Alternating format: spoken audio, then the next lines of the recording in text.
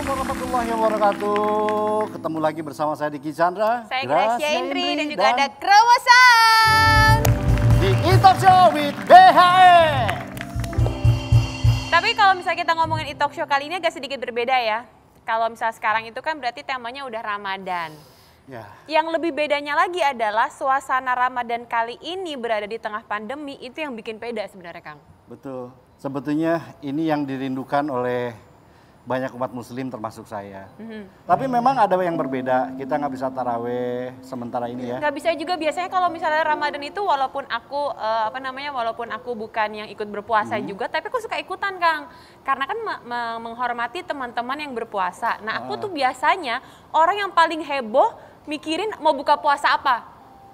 Jadi bener-bener pusing mikirin, oh kayaknya lontong enak nih, kayaknya keseruan untuk bukber, keseruan untuk kita ngumpul beli makanan atau takjil bareng-bareng itu yang sekarang kayaknya bakalan kita rinduin. Makanan mulu yang dipikirin ya.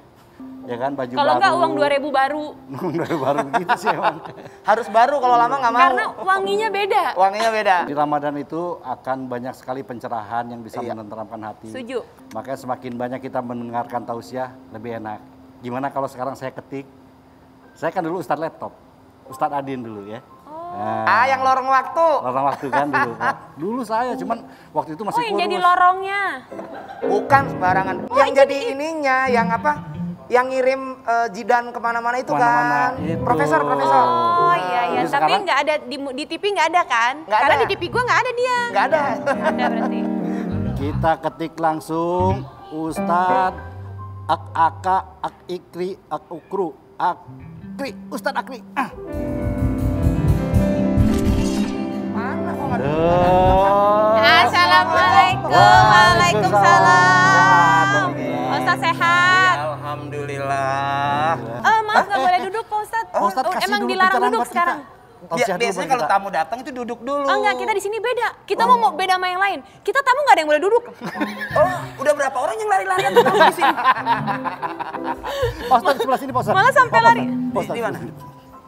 Bismillahirrahmanirrahim. Assalamualaikum warahmatullahi wabarakatuh. Waalaikumsalam warahmatullahi wabarakatuh. Hamdan wa syukran lillah, amma ba'd. Saudaraku yang dirahmati Allah, kalau hari ini kita berjauhan tidak apa-apa, asal hati kita tetap berdekatan. Buat apa juga kita berdekatan, tapi kalau hati kita berjauhan. Iya. Jadi hari ini saya merasa kita jauh tapi dekat. Jauh dekat 2.500 sekarang. Nggak kembali tuh ya Pak Ustadz. Nggak kembali.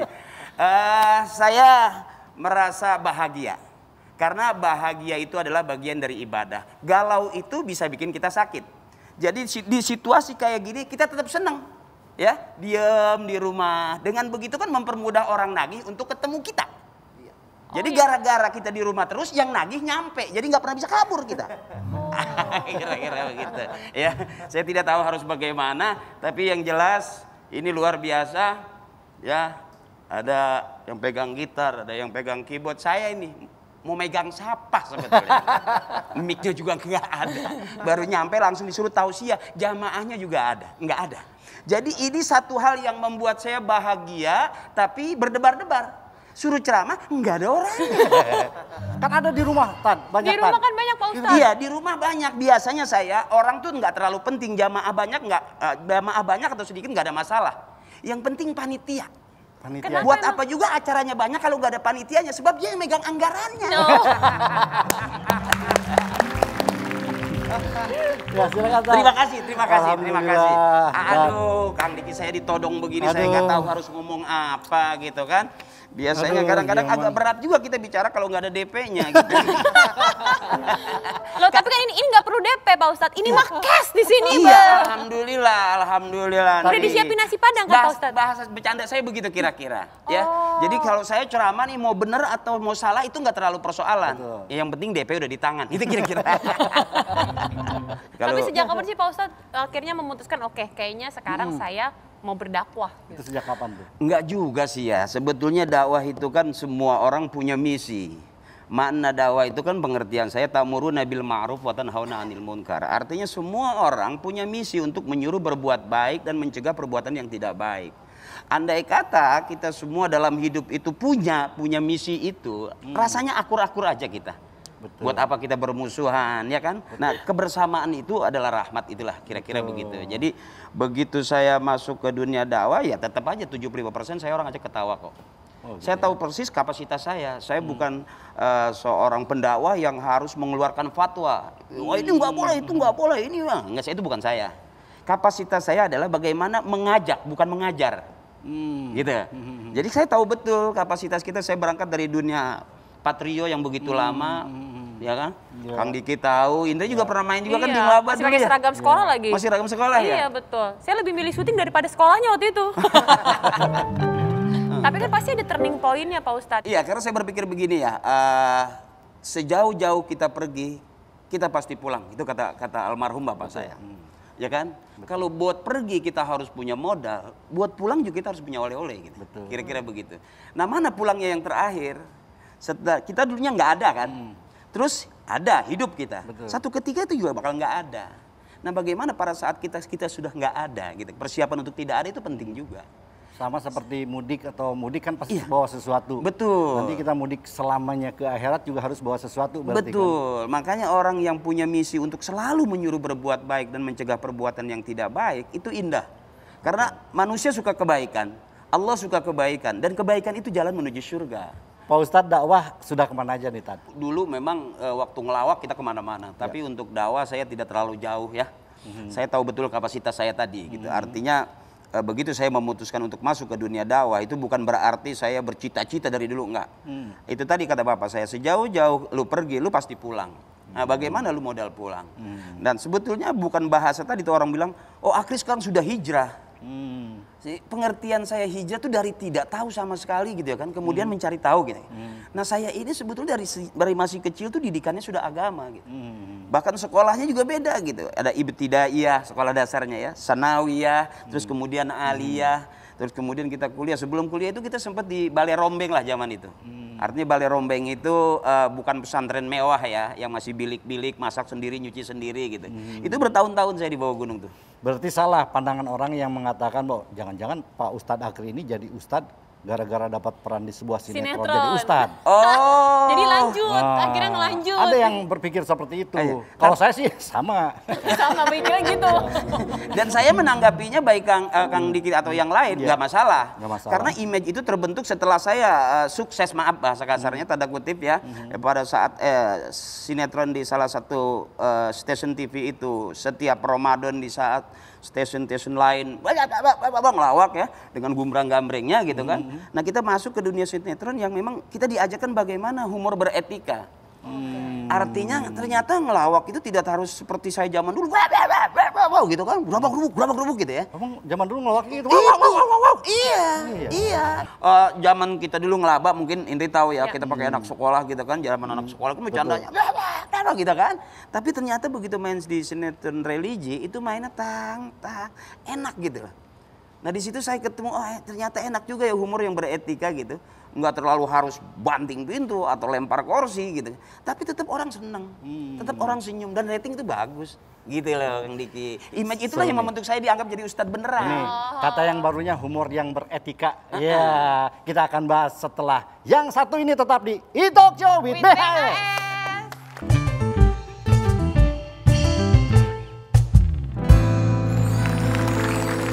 Masih di Talk Show with BHS dan masih tetap ada Ustadz Akri. Tapi aku mau ini Kang deh, Diki kan Chandra. biasanya kalau dulu ya Om Diki aku manggilnya Bang Akri. Bang Akri. Bang Akri gitu kan. Habis itu sekarang karena secara ngelihat penampilan pasti otomatis aku manggilnya Pak Ustadz. Iya kan? Nggak apa-apa, itu kan penghormatan aja sebetulnya. Seperti MC juga di setiap talim itu selalu Al-Mukarram, Wal-Muhtaram, Al-Ustadz, Bapak Haji Akri Patrio. Iya kan gitu. Atau kadang-kadang Al-Mukarram Ustadz Haji Akri gitu kan. Muhammad dipakai Muhammad lagi. Muhammad Akri Patrio gitu kan. Ana selalu bilang pakai Patrio ya. Gitu lah. Ada kan nama saya kan Muhammad di depannya, Muhammad Akri ya kan. Oh, minta memang Patrio pakai. Hah? Terakhirnya pakai Patrio tetap. Iya, karena kita kan Parto Patrio, Eko Patrio ya kan. Masa Akri Chandra kan gak enak dong. Apalagi Aki Henry. Apalagi Aki Soak. Komedi beretika itu menurut Bang Akri, Pak Ustadz Akri, yang dulu yang sekarang bedanya apa sih? Enggak, kalau saya melihat gini, artinya humor yang beretika itu yang penontonnya juga enggak urakan juga, yang menyampaikannya juga enggak urakan juga. Terkesan bahwa seperti ginilah, kan ada bahasa-bahasa yang vulgar, ada bahasa-bahasa humor yang maaf, slapsticknya agak parah gitu ya. Umpamanya seperti dianggapnya, contoh umpamanya orang lagi duduk ditarik kursinya, kemudian jatuh gitu. Seolah-olah itu lucu, padahal apa nggak ada lain. Yang lain juga masih bisa ngelucu kok gitu. Nggak usah narik kursi, narik meja kek gitu. Ya, jangan meja. Oh, jangan sama juga. Jangan meja, karpet digeser, kelar nih syuting. Semuanya beres dong. Nggak, saya dulu pernah ngalamin dengan salah satu pemain junior ya, ngalamin banget gitu. Begitu kita lagi main, bla bla bla, tiba-tiba ada bak sampah dimasukkan ke kepala. Ya ampun. Iya kan? Nah, walaupun itu bak sampah nggak semuanya sampah beneran, ya masih settingan. Tapi ada sisa air di bak sampah tuh yang ngucur ke sini. Gitu, saya sempat keluar, cuma satu saya ingetin. Emang ngelucu cuman itu doang. Gue nih pelawak loh, lu mau ajak main kaya Pak, dapat kok lucunya, asal lu sabar gitu. Tapi kalau begitu main, brak gitu. Nah menurut saya, humor yang beretika itu kita mainnya juga nyaman. Betul. Gitu. Bukan berarti, oh pelawak tuh nggak bisa gitu. Makanya ada bahasa gini, oh pelawak tuh susah diatur. Saya suka bilang, oh yang ngatur pelawak nggak bisa. Anda bilang. Kira-kira begitu. Pelawaknya yang iya, susah, ya. jadi humor yang beretika itu yang nyaman kita mainnya. Yang nyaman, betul. Gitu. Apakah ini yang membuat Salah satu triggernya. salah satu trigger yang membuat Bang Akri atau Pak Ustadz akhirnya, ya mungkin istilah bukan hijrah ya, tapi lebih menguatkan lagi ke arah dakwah? Enggak, bagi saya sih asik aja. Sampai sekarang pun saya juga masih tetap mau ngelawak gitu ya. Karena kenapa saya nggak ngelawak? Ya karena emang nggak ada yang ngajak gitu intinya. Oh, Parah banget, padahal punya program banyak banget loh. Itulah, Udah jangankan kayak dia, Dri, jangankan dia, temen gua aja lebih seneng ngajak orang tuh. enggak, orang saya udah nulis kok. Tapi sebenarnya lebih suka dibilang sebagai pelawak yang suka mendakwah atau pendakwah yang jago ngelawak? Asik, enggak. Orang kenal saya sebagai pelawak. Dimanapun saya ada, tetap orang kenal saya pelawak. Ya kan, kapasitas saya ya memang dikenal orang sebagai pelawak. 75% di panggung dakwah pun saya tetap mengeluarkan lucu-lucunya. Gitu. Ada bahasa yang indah gini. Setiap tempat ada perkataan. Betul. Setiap perkataan ada tempatnya. Ya kan? Ya. Setiap masa ada orangnya, setiap orang ada masanya. Nah itu sebetulnya kita mau ngelawak dimanapun. Kayak gini nih. Saya juga kan belum terbiasa nih mau ngelucu sama Indri atau sama Takutnya, Kang Diki, betul. masih Ya. takutnya nggak sopan, baru Sama, satu saya episode juga, aja betul. kok sengak banget lagunya, ngarep tuh pengen 2-3 episode, takutnya gitu. Padahal emang iya gitu.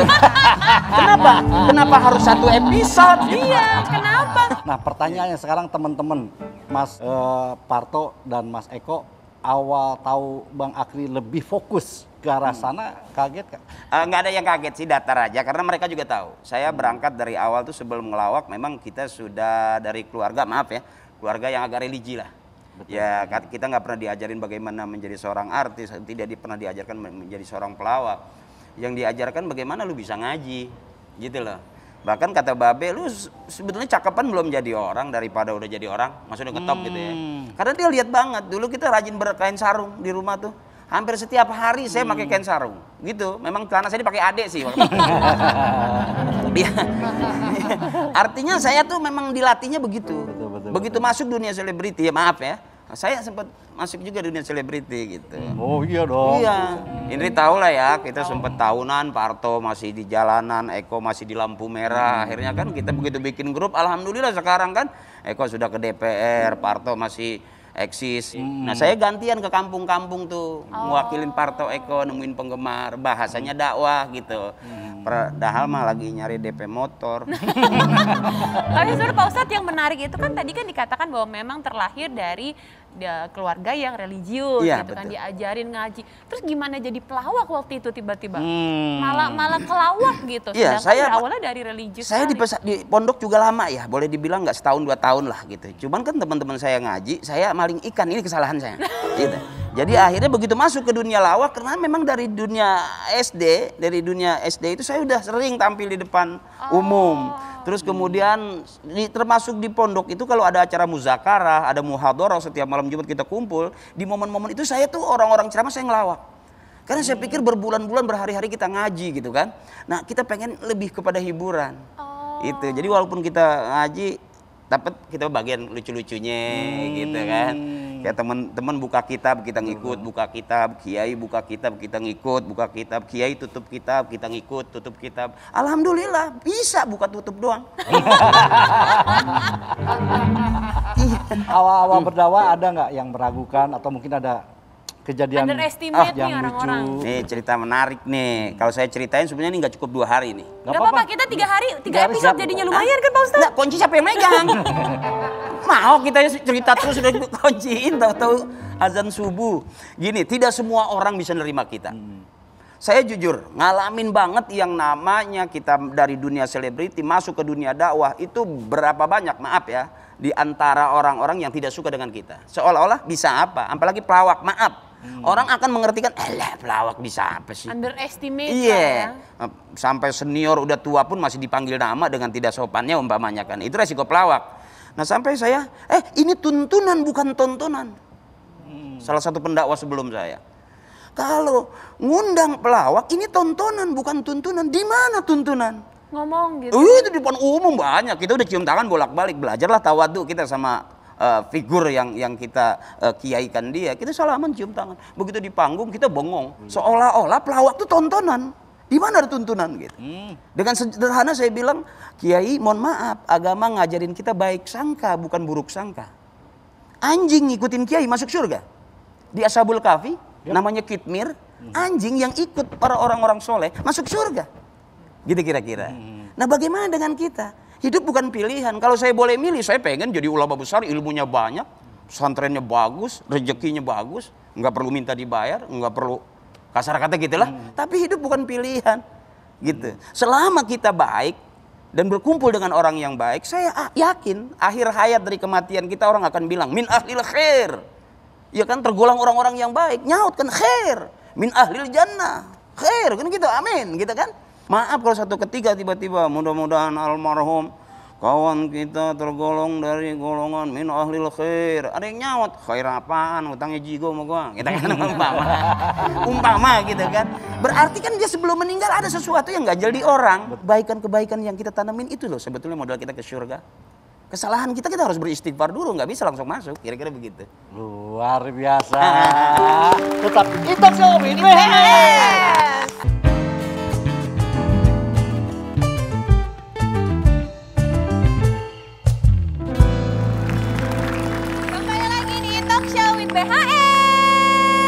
Pengalaman lucu pada saat dakwah gitu kan, yang lucu geli. tapi nyebelin juga ada sih. Iya, selesai jam 12 malam acara di suatu tempat di daerah, ya kan.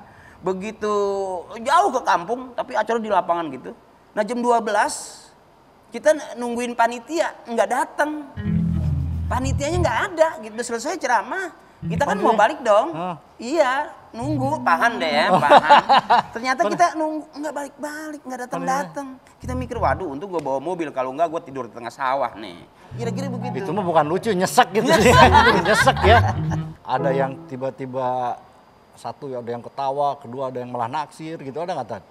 Wah ada, Ya, ada kan gitu kan? orang banyak gitu Iya. kan. Sampai gue lagi ceramah gitu gue diliatin aja kan. Ada cowok, cewek. Cewek dong, cowok. Kadang-kadang suka kebiasaan lama. Nanya Tad, nanya terus. Iya, cewek yang liatin. Oh, ada juga Begitu ya. gue liatin, gue risih juga kan. Begitu gue turun, gue pikir ngajakin salaman. Pak Ustadz itu sendal jepit saya gitu.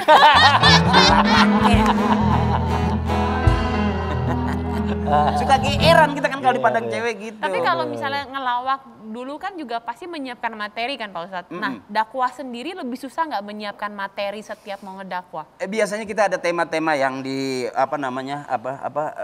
backgroundnya Banner, sudah banner ada dari ya, acara ya. apa Isra Miraj atau Maulid atau apa hitanan atau apalah ya, kita kadang-kadang lihat dari situ juga. Atau kita kadang-kadang suka nanya-nanya dulu gitu. Tapi kalau saya senang banget tuh kalau ceramah tuh jamaahnya ibu-ibu. Ibu-ibu tuh enak ketawanya lepas gitu. Tapi kalau bapak-bapak ketawanya dicicil. Jadi diliatin dulu ketawanya baru. Ini nyeselin dong. Sebel nggak digituin, Ri? Itu tandanya bapak-bapak mengikuti protokol kesehatan, jaga jarak dia ketawanya. Dan yang paling mudah itu kita lebih dulu belajar ilmu panggungnya. Sadar ruang, sadar gerak, sadar posisi. Di saat seorang pendakwa dia bicara serius di depan ini dengan stand mic-nya saya enggak. Saya lepas mic, saya jalan. saya sapa gitu kan. Enak lah bahasanya, hai gitu. Termasuk di lapas, katanya pernah juga. Oh iya, iya. Ada yang lucu di lapas, katanya. Lucu Iya. dalam artian Lucu aja, lucu aja. lucu materinya lucu. Jadi saya gini, saya tuh kan kalau ngelihat orang yang, maaf, kalau di lapas itu kan agak tegang ya. Warga binaan tuh kelihatannya kalau kita ngeliat, wah gue mau diceramain nih. Anak enggak lain, anak begitu masuk, buka dikit langsung dia bilang, Allah adil. Yang di dalam pasti keluar, yang di luar pasti ke dalam. Asik kan dia bilang gitu. Mulai mikir kan, mulai ketawa tuh mereka tuh. Yang paling enak itu keluar dari dalam, mana bilang. Ketawa. Terserah orang mau. Tapi karena mereka memang lama di situ, itu menjadi satu lucuan gitu. Wah, pikiran dia gini-gini. Kenapa ente di dalam? Karena ketahuan. Anda bilang gitu. Kenapa yang lain masih di luar? Karena belum ketahuan. Anda bilang gitu. Jadi ceramah ringan-ringan aja gitu. Orang juga yang dengernya rileks dari dalam situ. Ketimbang saya bilang haram ente, jangan lakukan yang seperti itu. Allah murka, na'udzubillah. Enggak, aneh enggak gitu. Aneh cuman, ya udah jalanin aja. Aneh bilang, lu seneng nakal. Nakal aja, ntar juga mati kok. Nah pada saat kita bilang mati, orang yang takut mati, dia nggak akan berani melakukan apapun. Jadi makanya benar, ingat mati. Kita pengen punya mobil bagus, mewah, nggak punya duit, udah ingat mati aja, ringan. Ya kan? Sebab orang kalau masih berani dengan mengingat mati, masih pengen, nggak bisa, ngeri. Sebab ada bahasa yang indah gitu. Orang yang nyaman hidupnya, yang tenang hidupnya, Allah panggil di hari kematiannya juga nyaman, indah. Ya ayyatuhan nafsul mutmainnah, wahai jiwa yang tenang, yang nggak ada beban, yang nggak banyak urusan. Irji'i ila rabbika radiyatan mardiyah. Pulanglah kamu kepada Allah Tuhan kamu dengan ridho dan diridhoi. Fadkhuli fi ibadi. Masuklah kamu ke golongan hambaku, wadkhuli jannati, dan masuklah kamu ke dalam syurgaku. Buat orang yang nyaman, enak, yang nggak takut, yang nggak panik. Galau bikin bingung nggak? Pasti. Ada namanya COVID kita galau nih, ada Iya. COVID kita galau. Asik nggak? Nggak nyaman kan? Yuk kita masuk, jangan bikin galau lagi. berarti menyuruh Pak berbuat Ustadz baik. ini sebetulnya paling cocok dapat peran yang di sinetron itu. Paling klop pasti di antara semua nih ya. Karena saya juga sama, dulu saya pernah jadi ustadz juga di sinetron. Iya. Ya kan? Nah, Emang sekarang ini juga ada yang mau diketik lagi? ada yang mau diketik lagi sekarang. Kalau tadi kan udah tahu ya, sekarang ada sebuah lantunan salawat. Berarti lagu ini religi. menyejukkan hati banget dong Iya. ya hari ini ya. Namanya Veve. Kan orang Sunda mah nggak bisa ngomong V. Nah itu bisa. Pepe, Veve. Pepe. Veve Zulfika.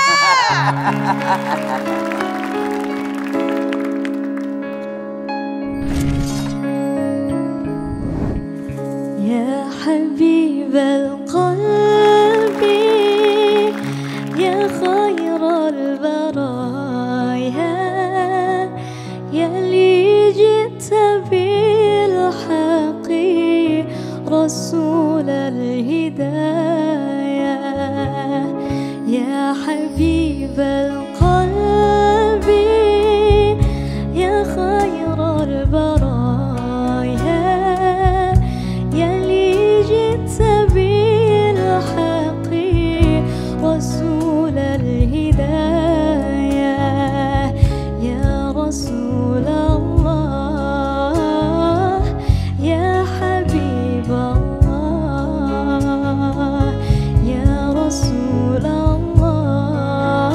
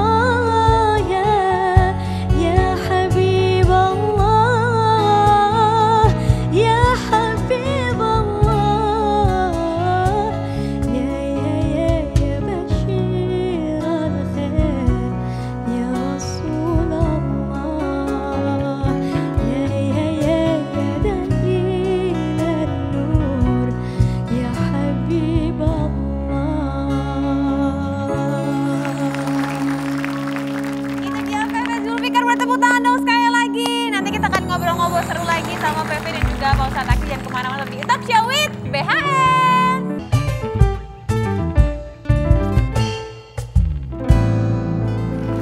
Oke, masih di Talk Show with BHS. Bersama saya Diki Chandra, Gracia Indri, dan juga Romo Sound.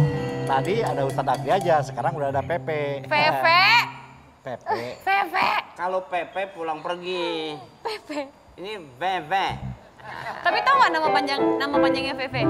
Coba Fe, sebutin Fe. Ferial Aisyah Akila Zulfikar. Oke, saya panggil Aisyah aja. Ferial itu maksudnya apa, Ferial? Ferial tuh ini kalau cerita dari Abi. Jadi Abi kasih nama aku Ferial karena ada putri raja Mesir namanya Ferial. Oh. Iya. Aisyah? Ferial Aisyah. Aisyah itu nama istri baginda Nabi kan. Iya. Oh, Nah, ya Abi pengen Akila? menyematkan nama-nama wanita soleha gitu. Kalau Akila itu yang cerdas berakal. Kalau cowok kan Akil. Kalau cewek Akila Zulfikar nama Abi. Sejak kapan sih suka salawatan gitu, Bi?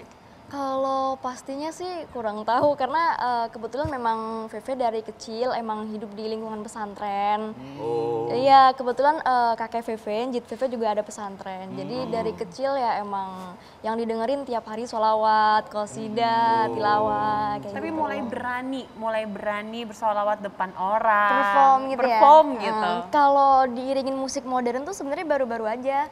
Baru kelas berapa ya? Baru SD kelas 5 kelas 6. Baru berani tuh. Baru berani. Terinspirasi dari apa? Dari siapa tuh? Abi. Abi lagi. Abi, karena memang dari Jadi kecil semua Veve- gara-gara Abi ya. karena dari kecil Veve sering banget diajak Abi undangan. Dengar gak kata Pak Ustadz? Ini juga jadi gara-gara Abi kan. Jadi Abi yang kasih support, Abi yang dorong juga. Akhirnya sampai sekarang malahan ya jadi salawatan terus. Bahkan nyanyi lagu religi juga enak. Katanya punya single Baru, iya. Khadijah katanya. Iya, Ya. Sayyidah. Kalau kita berdakwah itu nggak harus nunggu jadi ulama dulu kan, nggak harus jadi ustadz dulu, nggak harus jadi ustadzah dulu. Jadi kita semua berkewajiban untuk berdakwah. Nah, Veve ini berkarya sekaligus berdakwah, mungkin bisa dibilang seperti Berdakwah itu. dalam karya. Iya. Nah, ada hadis Nabi yang bunyinya adilu auladakum ala thalathi khisal. Nah, ajarkanlah anak-anakmu 3 hal penting ini. Ada hubbi nabiyikum wa hubbi ahli baitih wa qiraatil Qur'an. Nah, ajarkanlah anak-anakmu untuk mencintai nabimu, kemudian yang kedua mencintai keluarganya dan membaca Al-Qur'an. Nah, Masya Sayyidah Allah, Khadijah ini kan istrinya baginda Nabi, ahlul Betul. baitnya baginda Nabi. Ya berangkat dari situ akhirnya rilis single ini.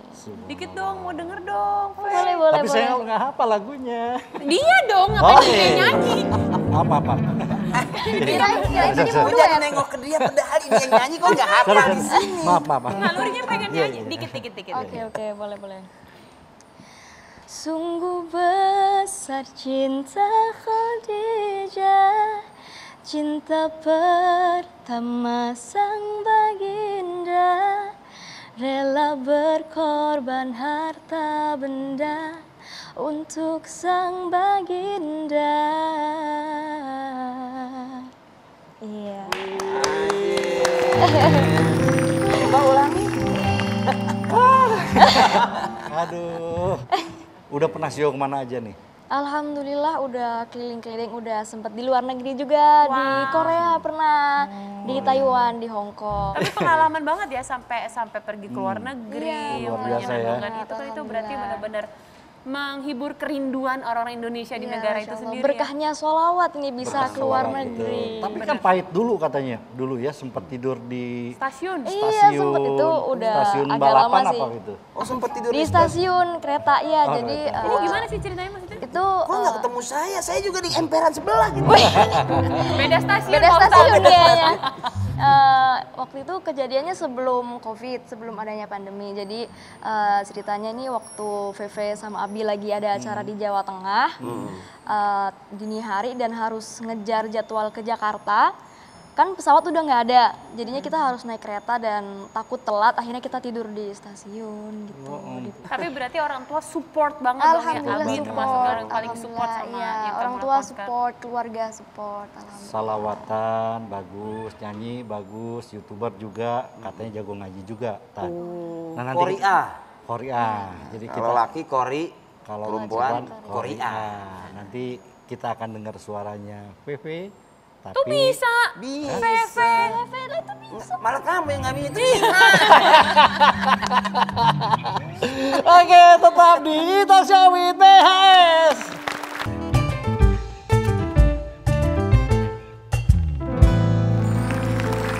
Oke, masih di Talk Show with BHS. Pausan pengen banget. Dong dikit, bagi dong. Coba kasih Kayaknya musik yang dingin nih kasih tadi musik tuh. yang tadi, kasih musik yang tadi. Itu tuh Teneneneng, ngurangin teneneneng. dingin.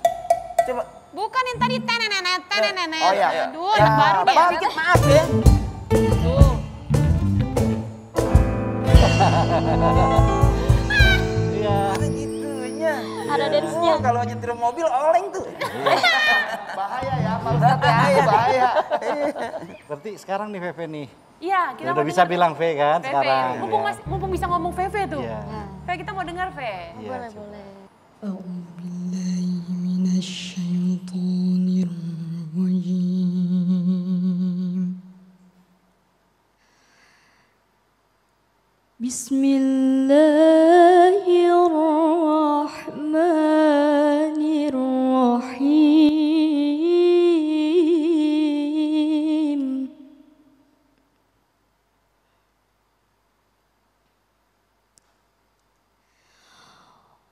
والضحى والليل إذا سجى ما ودعك ربك وما قلى وللآخرة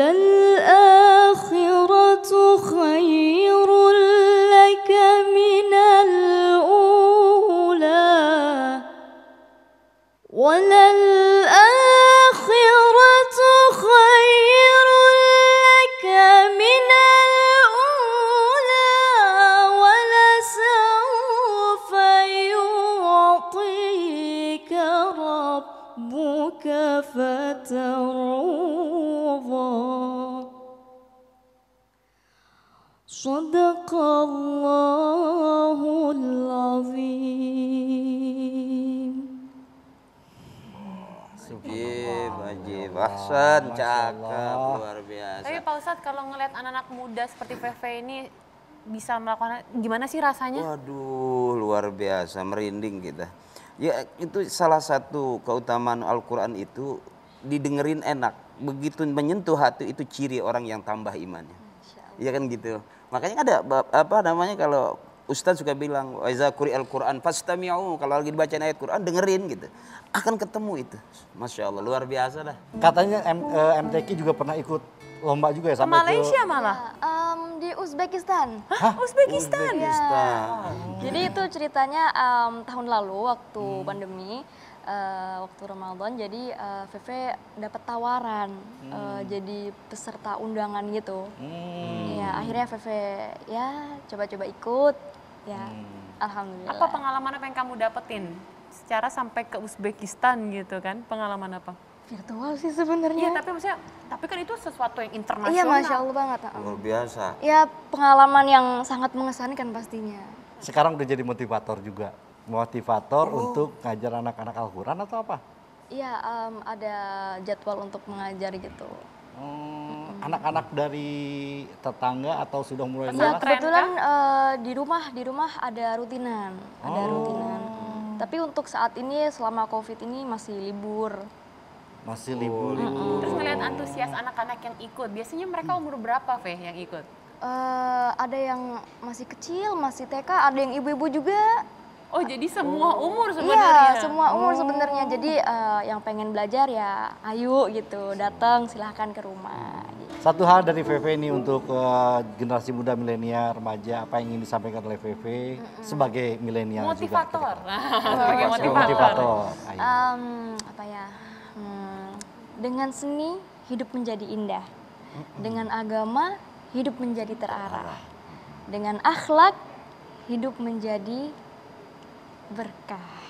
Subhanallah, mudah-mudahan berkah. Sekarang dari Ustadz Akri. Apapun bentuknya, yuk kita ke depan bareng-bareng punya keinginan untuk selalu berbuat baik dan mengajak berbuat baik. Kita tahu diri lah bahwa kita ini salah gitu loh. Salah membawa hidup kita. Kalau orang yang merasa benar dan selalu benar, justru itu bisa diartikan salah juga. Makanya buat kayak tadi VV tadi ya, ngajarin adik-adik kita. Nah, kita sebetulnya sama pada prinsipnya. Kita pengen mengajar kebaikan, menyuruh berbuat baik. Indah kok. Kalau kita semua punya misi untuk selalu ta'muruna bil ma'ruf, menyuruh berbuat baik, melarang perbuatan tidak baik, semua kita punya misi itu. Indah, saya yakin dah. Nah, VP itu tadi itu, bagaimana diajarkan anak-anak ngaji, ya kan? Kalau ini kan kalau ngaji sama saya ajarin bagaimana caranya berbutan berkat. Beda ngajarin tuh. Itu ternyata juga kalau di talim itu enak kok. Itu kebersamaan yang membajak kita kepada rahmat. Itu baik, kebersamaan yang mengandung kebaikan atau memanai kebaikan. Gitu. Subhanallah, alhamdulillah ya Allah. Mudah-mudahan pertemuan kita hari ini membuat kita tergugah untuk senantiasa mau berbuat baik dan berbuat baik seperti yang Ustaz. Amin. Terima kasih semuanya. Sama-sama. Terima kasih dan pemirsa, kita akan ketemu lagi minggu depan di E-Talk Show with BHE.